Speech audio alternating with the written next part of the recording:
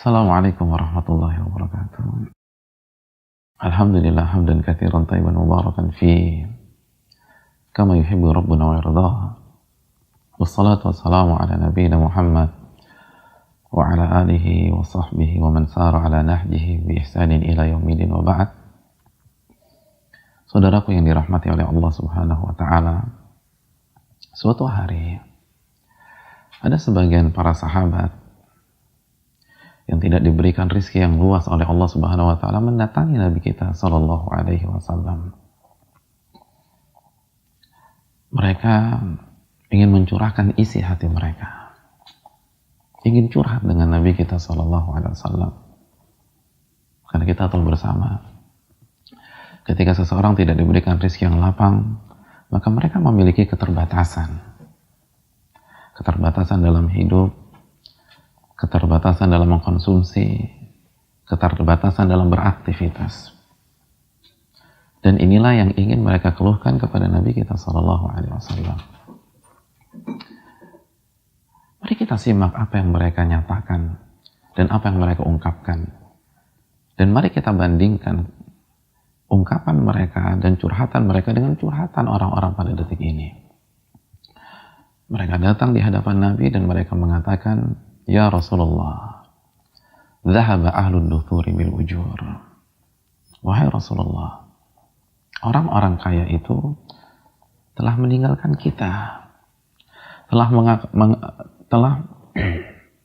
Ya Rasulullah, orang-orang kaya itu telah meninggalkan kita dan telah mengalahkan kita dengan membawa pahala yang sangat banyak.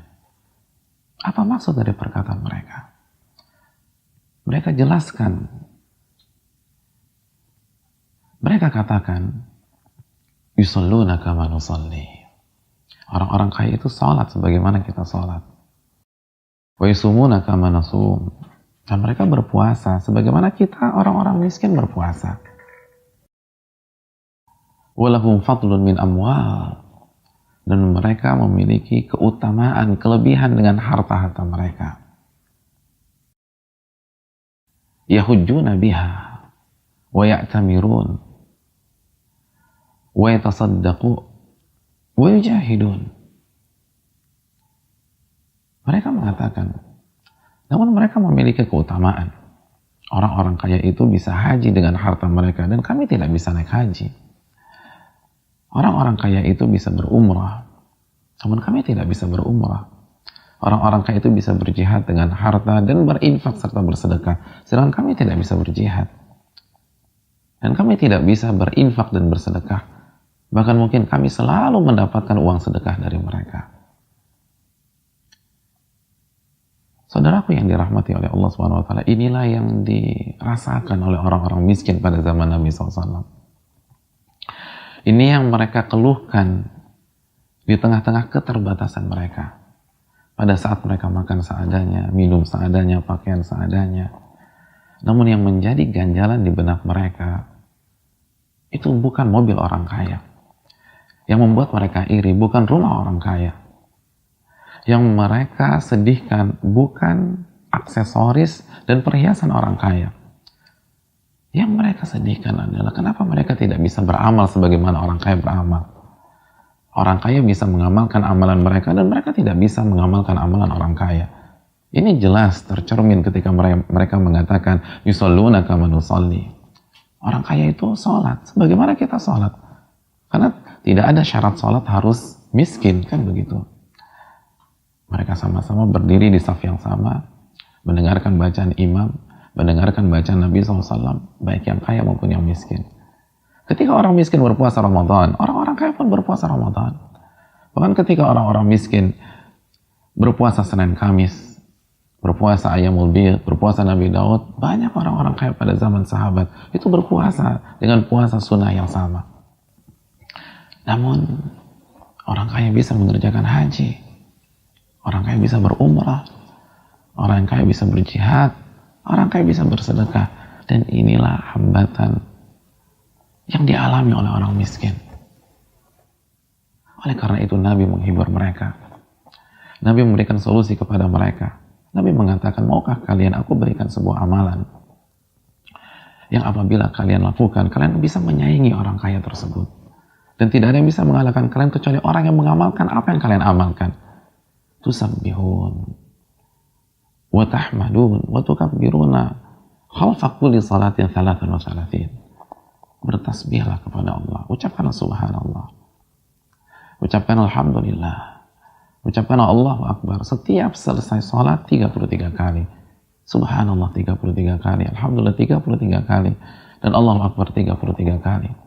Dalam riwayat Muslim, Nabi mengatakan, awalaysa qad ja'alallahu lakum ma tasaddaqun. Bukankah Allah telah memberikan opsi lain kepada kalian? Bukankah Allah telah memberikan alternatif kepada kalian sehingga kalian bisa mengalahkan orang kaya? Lalu Nabi mengatakan, inna bikulli tasbihatin sadaqah.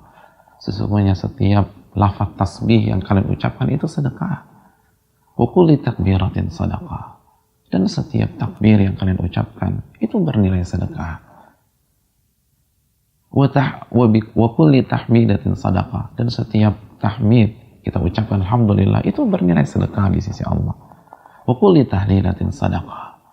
Dan setiap kalimat tauhid yang kita lafadzkan la ilaha illallah itu bernilai sedekah. Wa amrun bil ma'rufi sadaqah. Dan ketika kita mengajak kepada kebaikan itu bernilai sedekah. Wa nahyun 'anil munkari sadaqah. Dan mencegah kemungkaran itu sedekah. Wa fi bud'i ahadikum sadaqah. Dan ketika kalian berhubungan dengan istri kalian karena mengharapkan ridha Allah, menjaga diri dari hal yang haram, itu adalah sedekah. Saudaraku yang dirahmati oleh Allah Subhanahu wa taala. Mereka tidak memikirkan dunia, walaupun mereka tidak punya dunia. Mereka tidak memikirkan harta, walaupun mereka tidak punya harta. Karena bagi mereka, dan yang ada di dalam hati mereka adalah sabda Nabi SAW.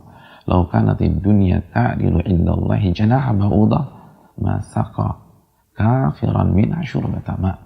Apabila dunia itu di sisi Allah senilai dengan salah satu sayap nyamuk, maka Allah tidak akan memberikan minum kepada orang kafir walaupun setetes air.